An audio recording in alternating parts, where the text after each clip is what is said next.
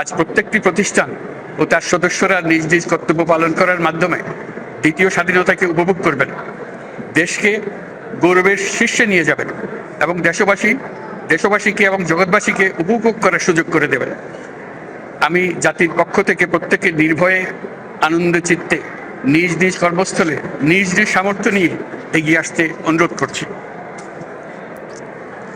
দেশের সকল মানুষকে আজ স্বাধীন, নির্ভয়, নিরুদ্বেগ থাকার জন্য নিশ্চয়তা দেওয়ার জন্য আমাদের ছাত্র শহীদরা প্রাণ দিয়েছেন।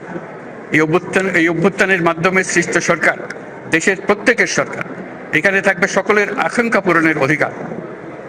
অরাজকতার বিষ বাষ্প এখন যেই ছড়াবে, বিজয়ী ছাত্র জনতা সহ মুক্ত মানুষের আইন শৃঙ্খলা বাহিনীর পূর্ণ শক্তি তাকে ব্যর্থ করে দেবে।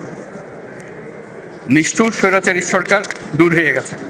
কাল সূর্য উদয়ের সঙ্গে সঙ্গে গণতন্ত্রের, সুবিচারের, মানবাধিকারের, নির্ভয়ে মত প্রকাশের পূর্ণ স্বাধীনতার জন্য সকলের স্বাচ্ছন্দ্যে জীবন ধারণের সুযোগ প্রদানের সচেষ্ট সরকারের ঘনিষ্ঠ সান্নিধ্য ও সহমর্মী পরশ দলমত নির্বিশেষে সবাই উপভোগ করবেন।